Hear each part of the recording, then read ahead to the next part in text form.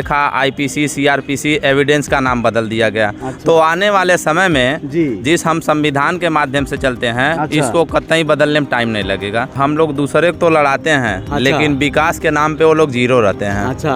गरीब का बच्चा क से कबूतर पढ़ेगा, हाँ। और अमीर का बच्चा कंप्यूटर पढ़ेगा। कोई तो गोल्ड लोन दे रहे हैं लोग आसानी से। अरे गरीब के पास गोल्ड है नहीं तो लोन कहाँ से देंगे? इसको इतना वसूली इतना टार्चर करेंगे कि बेचारा आत्महत्या कर लेगा। पूरा पेपर लीक हो गया। अब ये लोग सड़कों पर उतरे, जी लाठियों से पीट करके इनको रद्द कर दिया गया। पर कांवड़िए जाते हैं जी तो फूल की माला चढ़ती। देहात में जाइए हाँ। तो कोई रवि किशन को देखा नहीं है। रवि किशन जो है यहाँ के लोकल निवासी नहीं है। अच्छा दोस्तों, जब कहीं किसी देश की शासन सत्ता बहुत ज़्यादा मगरूर हो जाती है, बहुत ज़्यादा मद में चूर हो जाती है, तो अक्सर वहाँ पर आप लोगों ने सुना होगा कि एक समय के बाद जन आक्रोश पैदा होता है। और यूँ कहें तो कई देशों में ऐसे हालात बने जब मिलिट्री शासन सत्ता को अपने हाथों में लेने लगती है और वहाँ की कमांड कभी राष्ट्रपति शासन के रूप में तो कभी सैन्य शासन के रूप में हावी हो जाता है। लेकिन इसके अलावा भी कुछ विकल्प हैं,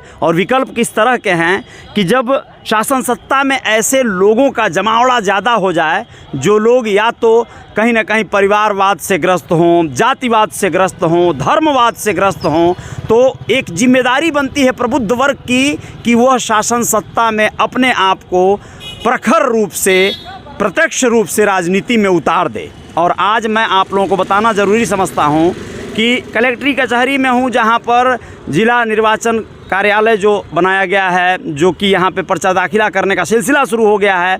यहाँ पर दो प्रत्याशी जन जो कि लोकसभा 64 गोरखपुर के लोकसभा के प्रत्याशी हैं, उनसे बात करूंगा, जो अधिवक्ता हैं, प्रबुद्ध वर्ग में आते हैं, और वह लोग क्यों चुनाव लड़ना चाहते हैं, क्या बदलाव लाना चाहते हैं, इन सारे विषयों पे बात करेंगे। दो प्रत्याशियों से आज मैं आप लोगों को जीआर खबर पे रूबरू करवाऊंगा। सबसे पहले स्वागत है पिंटू साहनी जी आपका। जी जी, बहुत बहुत धन्यवाद। अच्छा, क्या जो है कारण हो गया कि मतलब आज यह निर्णय लेना पड़ा, जब आप लोग दूसरे लोगों का, प्रत्याशियों का पर्चा दाखिला करवाते हैं, कागज़ पत्र जो है तैयार करवाते हैं, दस्तावेज तैयार करवाते हैं, तो आज अपना तैयारी क्यों हो रही है, क्या हो? स्थितियाँ ये आ गई है जी, जी। कि हम लोग दूसरे को तो लड़ाते हैं, अच्छा। लेकिन विकास के नाम पे वो लोग जीरो रहते हैं। अच्छा। तो जब विकास के नाम पे जीरो रहते हैं तो विकास हम ही लोग करा पाएंगे। अच्छा। क्योंकि आज ही आप देख लीजिए कि देश में कितनी बड़ी समस्याएं आ रही हैं। अच्छा। कि अभी पूर्व में आपने देखा आईपीसी सीआरपीसी एविडेंस का नाम बदल दिया गया। अच्छा। तो आने वाले समय में जी जिस हम संविधान के माध्यम से चलते हैं, अच्छा। इसको कतई बदलने में टाइम नहीं लगेगा। अच्छा, ये तो रही बात। और साथ ही साथ हाँ। आज जो मिडिल परिवार हैं, गरीब हैं, अच्छा। उनको शिक्षा अगर देखा जाए तो कैसे अपने बच्चों को पढ़ाएंगे, तो ये सब समस्याएं, यानी प्रत्येक वर्ष किताबें महंगी होती जा रही है। अच्छा। वही गरीब का बच्चा क से कबूतर पढ़ेगा, हाँ। और अमीर का बच्चा कंप्यूटर पढ़ेगा। अच्छा। तो दोनों ये कंपटीशन क्या है, अमीर गरीब में कंपटीशन ये बढ़ता जा रहा है। अच्छा। यानी हम जो चुनाव लड़ रहे हैं, हाँ। कि हमारा जो मैनिफेस्टो है, शिक्षा को फ्री कराना है पूरी अच्छा। तरह से, कि अच्छा। हर वर्ग के लोग एक समान सबको हो। अच्छा। शिक्षा, फिर इलाज की बात है, हाँ। तो इलाज भी मुफ्त होनी चाहिए। हाँ। अच्छा, और रही बात कि जो आज देखने को मिल रहा है कि जो युवा व्यक्ति परेशान हैं, तो रोजगार चाहिए, तो युवाओं को रोजगार दिलाने के लिए लड़ना पड़ रहा है। अच्छा, और रही बात अधिवक्ता भाई, सबसे बड़ी चीज़ें हैं कि हम लोग दूसरे की लड़ाई लड़ते हैं। अच्छा। अपने लड़ाई के लिए, यानी एक अधिवक्ता भाई को कुछ भी नहीं मिलता है, तो अधिवक्ता भाई के लिए मानदेय लाना है, अधिवक्ता भाई के लिए भी एडवोकेट प्रोटेक्शन लाना है। और रही बात जो चौथा स्तंभ कहा जाता है, यानी पत्रकार भाई लोग को, अच्छा। उनको भी ना कोई मानदेय है, हाँ। ना ही उनको कोई प्रोटेक्शन है, यानी उनको भी क्या करना है। बात को आगे बढ़ाएंगे, लेकिन एक और प्रत्याशी हमारे साथ हैं, मैं उनसे भी आप लोगों को रूबरू करवाना चाहूँगा। साथ में पिंटू जी से बातें करते रहेंगे, लेकिन शुभ नाम बताइए सर अपना। शिवशंकर प्रजापति एडवोकेट, भागीदारी पार्टी पी, लोकसभा सांसद प्रत्याशी, गोरखपुर सदर, गोरखपुर। देखिए शिवशंकर प्रजापति जी, आप जो है भागीदारी पार्टी से लोकसभा के प्रत्याशी हैं 64 के, और इनका पर्चा दाखिला होना है। अब कल शायद ये पर्चा दाखिला करेंगे। सबसे पहला पर्चा इन्होंने खरीदा है, अखबारों की सुर्खियां बने हुए हैं शिवशंकर जी। लेकिन मुद्दा क्या होगा आपका, जो सबसे प्रबल मुद्दा, किस मुद्दे पे चुनाव लड़ रहे हैं? सबसे प्रबल मुद्दा ये है, देखिए भाजपा राज्य में जो है, अच्छा, इतना करप्शन हो गया है। अच्छा जी। बेरोजगारी पर तो बोलते नहीं हैं कुछ, हाँ। सिर्फ कहते हैं बेरोजगार बनाना है देश को, हाँ। और ये कहते हैं कि रोजगार देंगे। अच्छा। लेकिन क्या मोदी जी 10 साल हो गया उनको कार्यकाल पूरा करते हुए, जी 10 साल में कितने लोगों को रोजगार दिए हैं, ये आंकड़ा नहीं है उनके पास। अच्छा। रोजगार मानते हैं जो ठेला चलाने लगे। हाँ। अडानी अंबानी को तो बहुत रोजगार दे दिए, जो पोर्ट और एयरपोर्ट अडानी और अंबानी से ही तो उनकी सत्ता चलती है। अच्छा।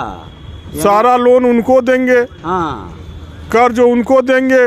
गरीबों को भी तो गोल्ड लोन दे रहे हैं लोग आसानी से। अरे गरीब के पास गोल्ड है नहीं तो लोन कहाँ से देंगे। अच्छा। जो बचा खुचा है थोड़ा बहुत छोड़िए, अब जो बचा खुचा है कोई गरीब अभी बता दे रहे हैं। देखिए, हाँ।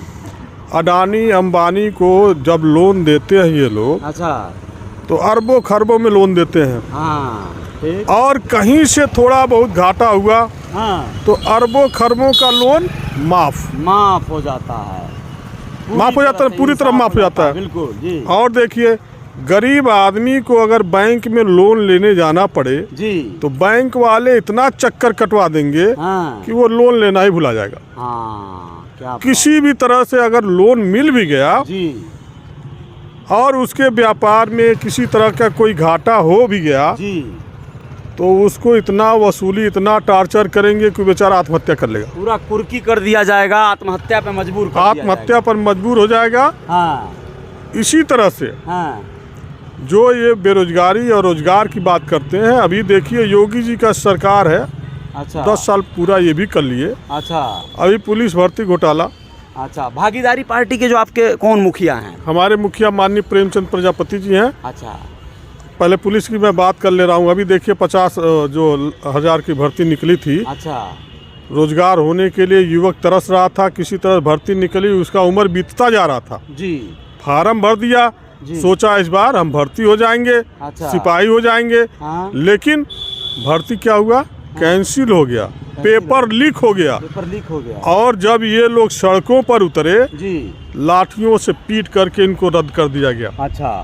क्यों रद्द कर दिया गया? हाँ। ये रोजगार मांग रहे थे। रोजगार मांग रहे हैं। और देखिए, जब वहीं पर कांवड़िए जाते हैं जी, तो फूल की माला चढ़ती है, हेलीकॉप्टर से पुष्प वर्षा किया हेलीकॉप्टर से जाता है। पुष्प वर्षा किया जाता है। हाँ।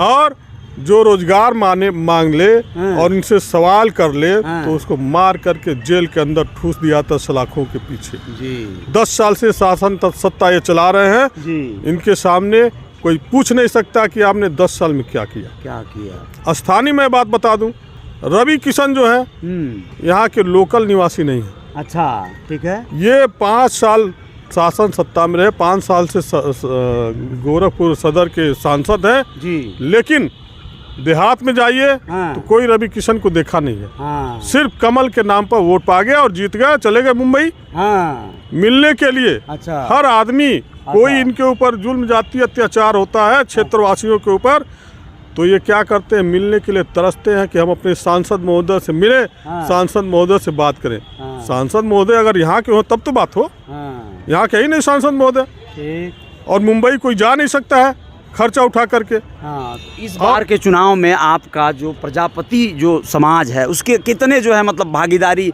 हो सकती है इस चुनाव में, कितना जो है परसेंटेज वोट आपको मिल सकता है, क्या अनुमान है? मैं बता दूं, 5 विधानसभा का मैंने गहन अच्छा। निरीक्षण किया। अच्छा। और 5 विधानसभाओं में लगभग घर घर जाके मैंने देखा, हाँ। लगभग 2 लाख वोट प्रजापति समाज से है। अच्छा। और 2 लाख वोट मैं घर घर जाके सारे प्रजापति लोगों से कसम खिलवाया हाँ। कि इस बारी रवि किशन को हराना है। हाँ। और प्रजापति समाज से शिवशंकर प्रजापति वोट लड़ रहे हैं, उनको जिताना है। चलिए। और सुनिए, जी। प्रजापति समाज ही नहीं, हाँ। जितने ओबीसी वर्ग हैं, एससी वर्ग हैं, एसटी वर्ग हैं, अच्छा। जो समाज से, राजनीति से कोसों दूर हैं, अच्छा। वो सारे व्यक्ति, सारे लोगों से मिल करके मैं अपने पक्ष में वोट करवाने के लिए अपील किया हूं। और सभी लोग वोट देने को तैयार हैं। आने वाले 4 जून को रवि किशन यहाँ से बुरी तरह से हारेंगे और सिर्फ इनको मुंबई दिखाई देगा। चलिए, मैं बात करूंगा पिंटू जी से इसी विषय पे, और मैं ये जानना चाहूँगा कि चूंकि आज का चुनाव लगभग जातीय समीकरणों पे ज़्यादा आधारित हो गया है और जातीय जो है समीकरण बनाए जाते हैं और उसी के आधार पर पार्टियां प्रत्याशियों को टिकट भी देती हैं। कई बार ऐसा होता है, ये निषाद बाहुल्यता वाला लोकसभा सीट है, यहाँ पर निषाद समाज की आबादी बड़ी है। ऐसे में समाजवादी पार्टी की प्रत्याशी काजल निषाद चुनाव लड़ रही हैं, पिंटू साहनी यहाँ से चुनाव लड़ेंगे, तो निषाद समाज के लोग क्या आपसे जुड़ेंगे क्या ज़्यादा? जी, अगर कहा जाए तो पहले हम ये बता दें कि निषाद बिरादरी के 4 लाख से प्लस वोटर हैं, यानी लोकसभा 64 में। तो रही बात ये है कि जातिवाद पे जो चल रहा है, तो निषाद तो प्रत्याशी केवल हम ही हैं यहाँ लोकसभा 64 से। अच्छा जी, निषाद नहीं है जी, वो तो यहाँ आप सर्टिफिकेट उनका देख सकते हैं कि सर्टिफिकेट के माध्यम से ही डिसाइड कर सकते हैं। नहीं, आप ये कहना चाहते हैं कि काजल निषाद नहीं है तो क्या है? नहीं, मैं आपसे ये बताना चाहूँगा कि अगर हमसे आप पूछ रहे हैं कि आप कौन हैं, तो मैं निषाद यानी साहनी हूँ, अपना सर्टिफिकेट दिखा सकता हूँ। अच्छा, केवट आब्लिक मल्ला हूँ। अच्छा। लेकिन यदि आप कहेंगे सर्टिफिकेट, तो सर्टिफिकेट उनका नहीं मिल पाएगा। अरे तो बिना सर्टिफिकेट के वो पिछड़ी से जो है वो बीसी से चुनाव लड़ रही हैं? नहीं, यहाँ तो जनरल है, यहाँ जनरल सीट पे लड़ा जा रहा है। अच्छा। और जनरल सीट पे हम चाहें तो लिखने के लिए पिंटू भारती भी लिख सकते हैं, तो भारती लिखने से तो हम भारती तो हो नहीं जाएंगे। यानी कहने का मतलब ये है, निषाद समाज की बहू है, वो संजय निषाद की पत्नी है, यही सर्टिफिकेट नहीं कम है। अरे तो वो कहने का मतलब ये है, आप नहीं, हम ये कहना चाहेंगे, अभी जब ईडी वोट देंगे क्या? जी, निषाद वोट हमको देंगे। कितना परसेंट वोट आपको मिलने वाला है निषाद वर्ग का? हमें पूरा वोट आएगा। भाई साहब ने कहा कि इनको 2 लाख नहीं, निषाद वर्ग का मुझे वोट सबका आएगा, साथ ही साथ सर्व समाज का भी आएगा। अच्छा। क्योंकि सर्व समाज की अगर हम मुद्दा लेके चल रहे हैं, अच्छा। तो जितनी हमारे मुद्दाएं हैं, मैनिफेस्टो हैं, उसमें सर्व समाज उसमें निहित है। चाहे शिक्षा की बात कर लीजिए, चाहे रोजगार की बात कर लीजिए, अच्छा। यहाँ तक के जो जमा करता है सहारा, PSL, पिनकान और से कंपनियां, जितने में लोग पैसा जमा किए हैं, हर वर्ग के लोग हैं, यानी उनके भुगतान कराना है। यानी उसमें जो कहा जाए, जो डबल इंजन की सरकार है उनको भी नहीं दिखाई दे रहा है इस मुद्दे को, न गठबंधन को दिखाई दे रहा है। जो हम अगर मुद्दे लेके चल रहे हैं, तो केवल और केवल मैं ही लेके चल रहा हूँ। किसी प्रत्याशी को अगर पूछा जाए तो ये मुद्दा लेके नहीं चल रहा है। आप निर्दल प्रत्याशी हैं, अगर कल को आप चुनाव लड़ रहे हैं और जीत जाते हैं, तो किसी पार्टी में आप शामिल होना चाहेंगे? नहीं, पार्टी में हम नहीं शामिल होना चाहेंगे। सरकार में तो शामिल होंगे ना? तो सरकार में शामिल यदि बात आ रही है तो ना किसी को नहीं, बात यहाँ गठबंधन को सपोर्ट करेंगे या फिर NDA को सपोर्ट करेंगे? नहीं, अभी हमने कुछ नहीं सोचा है, क्योंकि अगर सपोर्ट की बात है तो अभी हम विकास की बात कर रहे हैं। केवल और केवल हम यहाँ जनता के नौकर हैं, और जनता जैसा चाहेगी वैसा भविष्य में देखा जाएगा।